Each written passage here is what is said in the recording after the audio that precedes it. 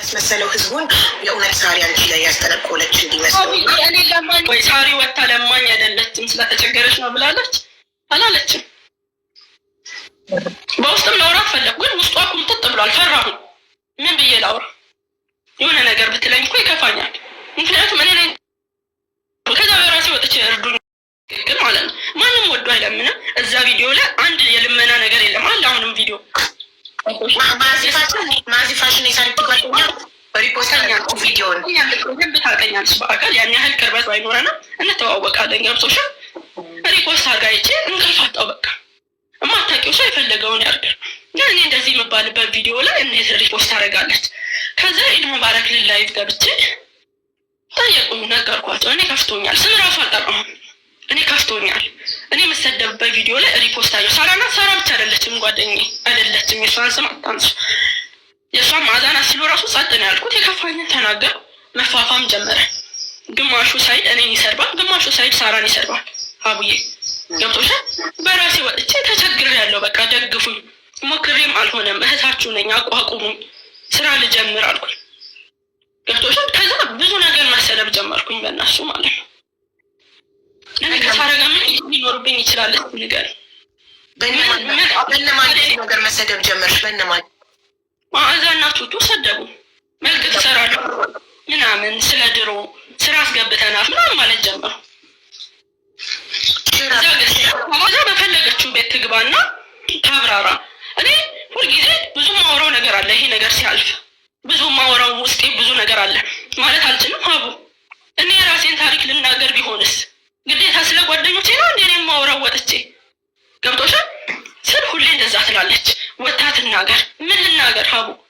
እስቲ ምን ልናገር? ከዛ በራሴ ወጥቼ ተቸግሬያለሁ። በቃ በግልጽ እርዱ፣ መስራት እፈልጋለሁ፣ አቋቁሙኝ። እንደዚህ ሆነ። ማንም ፈልጎ እኮ የሰው እጅ አይጠብቅም ሀቡዬ። ማን ይጠብቃል? ደስተኛ ነሽ አንቺ ጓደኞች እንትን እያሉ አንቺ ደስተኛ ሆነሽ የሰው እጅ 15 ማለት እኮ በጣም ይደብራል። በሁለተኛው ሀቂቃ ስነግርሽ በሁለተኛው ግን ድጋሚ እመጣለሁ አላልኩም። አሁን በደንብ እንርዳትና ሰፖርት እንደረግና ድጋሚ ከመጣሽ ክስ ብለን እንደ ድመት እናባርራታለን ተባለ ማለት ነው። ማነው ባዩ? አሁን ሰፖርት እናርጋት ነው በደንብ። በሁለተኛው አቡዬ ምን ብዬ ስም እጠራለሁ? ምክንያቱም ምን ያለበት የሚለው አካል አሁን ለምሳሌ ማዕዛና ቱቱ የሰደቡሽ ታርታን እንጠይቃቸዋለን። ለምን እንደሰደቡሽ ከሰደቡሽ ስድብ እኮ ላይሆን ይችላል፣ ግን እኔ ተሰማኝ። ገብቶሻል? ሳሪ ቤት ገብታ እንትና ነው ያለችው፣ ቤታ ማለት ነው።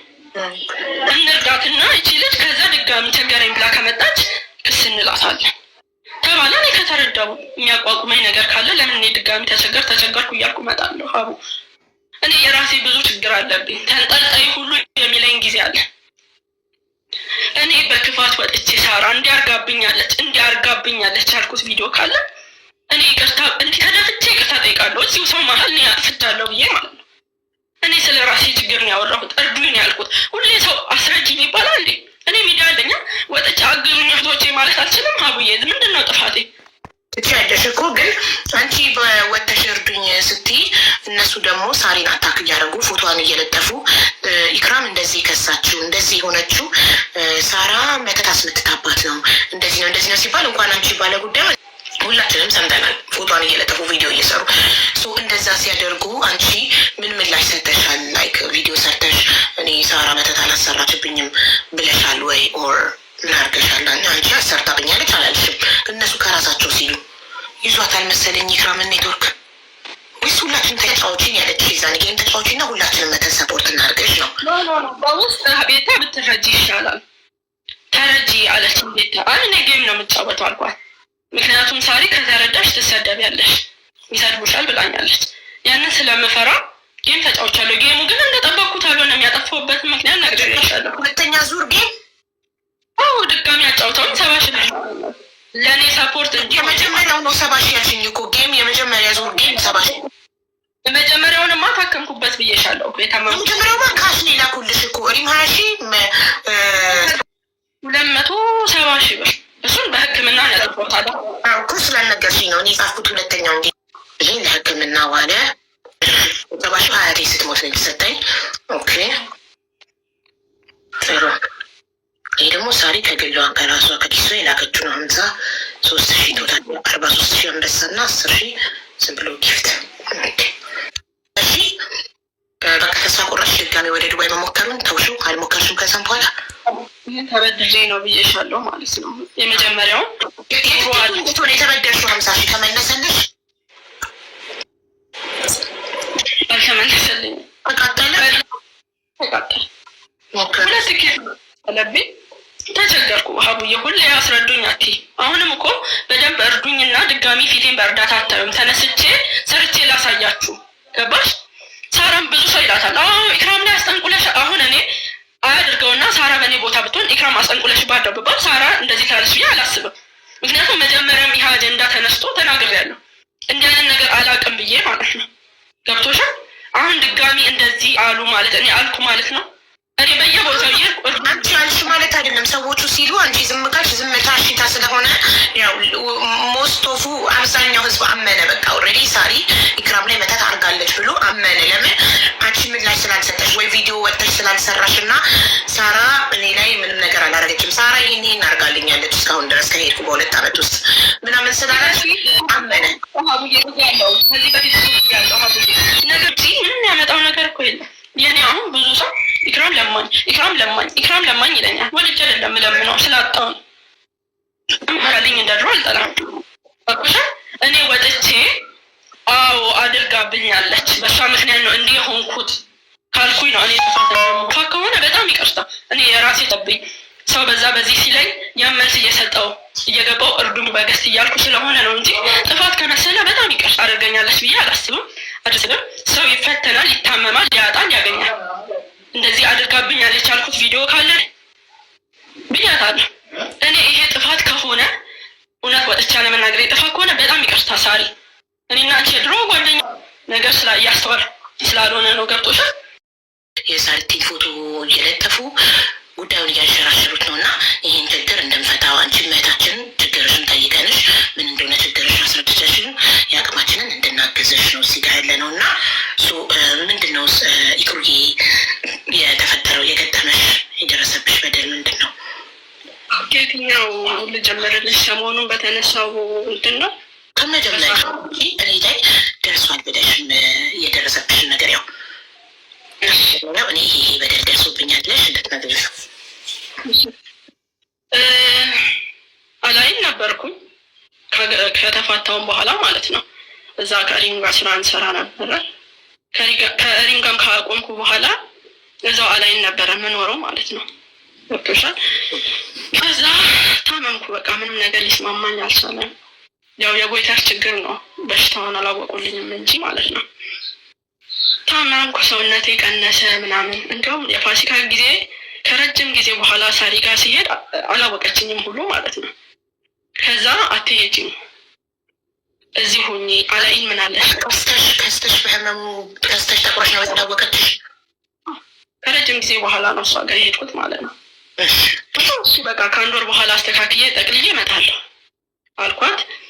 ከዛ ከነፊያ ጋር ተነጋገርን፣ ነፊያ ጋር ልሰራ ማለት ነው።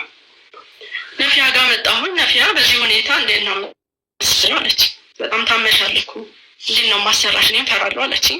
እዚሁ ታከሚ አሉኝ ማለት ነው። እኔ ደግሞ ፈራው። ሐኪም ቤት ሲሄድ ምንም የለባትም ይባላል። ራሴን ሳየው ያስፈራኛል። በጣም ከስቻለሁ። ከሰው ሁሉ ደበቅ ነበር ማለት ነው። ገብቶሻል? ከዛ እዚሁ ታከሚ አሉኝ። እዚህ አልታከምም በፍጹም ሀገሬ እገባለሁ፣ እህቴ ታሳክመኛለች፣ ከሞትኩም እዛ ሞታለሁ ብዬ በጣም ተጨቃጭቀናል። ነፊያም ሳራም ባለችበት ማለት ነው። ከወሰንሽ ምን እናደርጋለን ብለው ትኬት ቆርጠው ላኩኝ ማለት ነው ወደ ኢትዮጵያ። እዚህም ብዙ ጊዜ ታመም ያለው ቶሎ በሽታው አልተገኘም ማለት ነው። ገብቶሻል? አላህ ከሐኪምሽ ጋር እስኪያገናኝሽ ድረስ ትሰቃያለሽ። ይሄ እጅ አይሰራም ነበረ። ገብቶሻል? ይሄ ፊቴን ይዞት ይሄዳል። ፊቴ ውርድ በቃ እንዲህ እንደዛ ወይተር ነው አሲድ እየረጨ እንቅርት ነው አሲድ እየረጨ ነበር ማለት ነው። እዚህ ላይ የሚወጣ ሰርጀሪ የሚወጣ ነው ግን አሁን አይደለም ጊዜው ብሎኛል ዶክተሩ። አሁን ኮንትሮል አድርገነዋል በመድኃኒት። አይኔ ሁሉ ተጎልጉሎ ነበር ማለት ነው። ፈጦ ምንድን ነው አይኔሽ ሁሉ ይለኛል ሰው ማለት ነው። ታስፈሪያለሽ አውሬ ነው የምትመስል ሁሉ ተብያለሁ ኢትዮጵያ። ገብቶሻል? አሁንም አይኔ ልክ አይደለም፣ ይሄኛው ልክ አይደለም። ጉርድ ፎቶ ላይ ይሄ እንደዚህ ይላል ማለት ነው በሽታው። ከዛ ዶክተር ጋር ሄድኩኝ። በጣም ታምሜ ያው ዶክተሩ 15 ቀን እዚህ ተኝ። በጣም ታሙ። ምንም ብር አልነበረኝም። ለሪም ነገርኳት። 20 ሺህ ብር አስገባች። ለሳራ ተላከላት። ሰብስበው ላኩልኝ 50 ሺህ ብር ማለት። ታከምኩ። ግን ክትትል ይፈልጋል ማለት ነው። ብዙ ጊዜ ክትትል ይፈልጋል። በየ2 ወሩ በየወሩ ሐኪም ጋር ሄዳለሁ። ገና ነው ካለኝ ያለ ጊዜውን ያውጣልኝ ማለት አልችልም።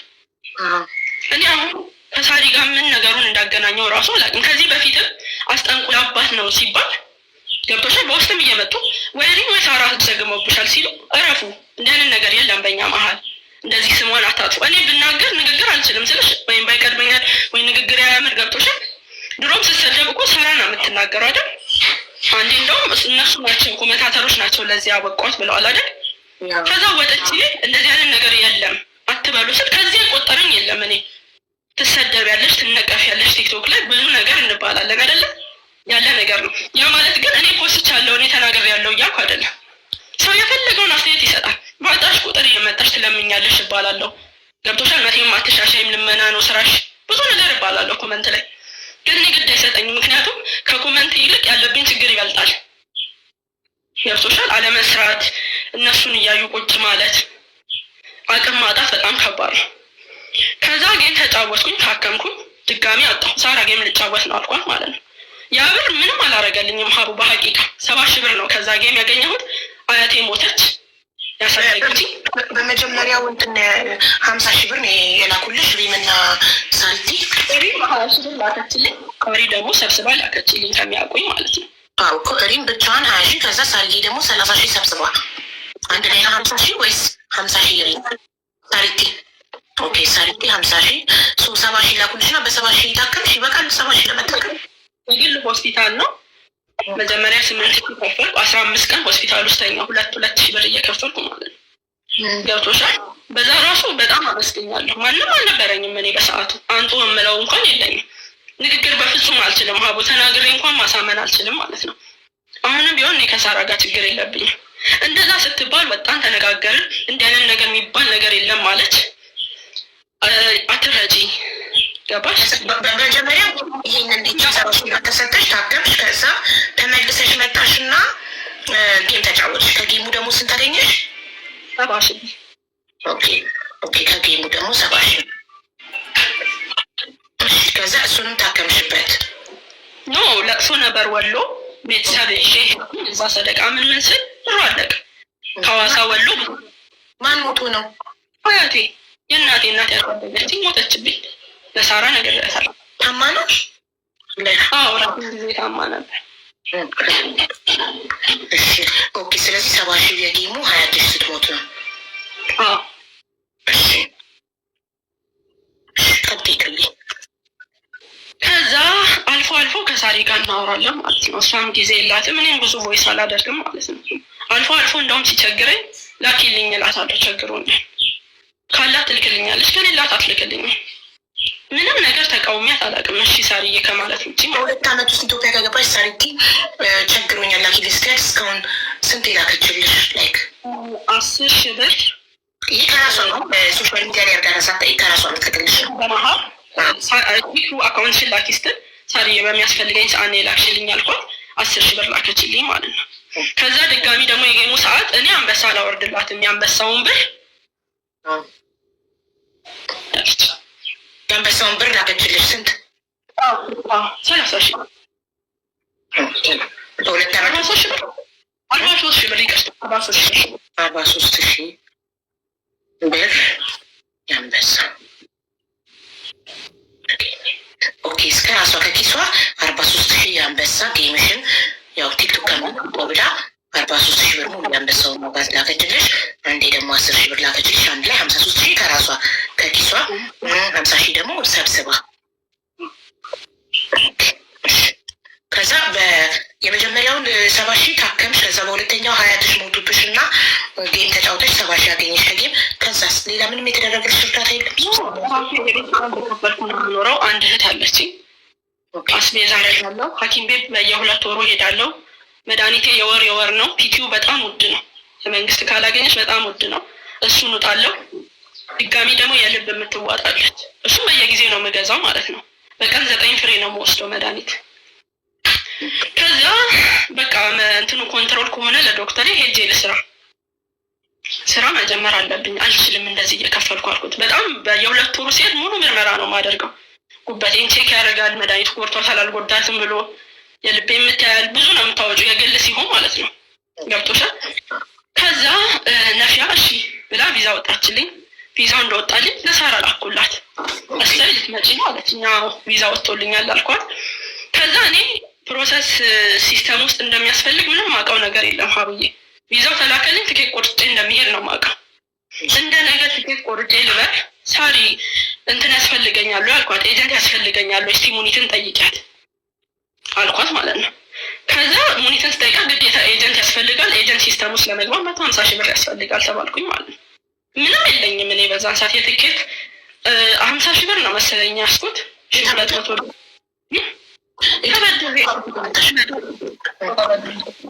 ነው ከፍላለሁ ብዬ ማለት ነው። ኦኬ ሰርች ከፍላለሁ ብለሽ 50 ሺህ የትኬት ተመደሽ። ናፊ ቪዛ ተላከችልሽ? ኦኬ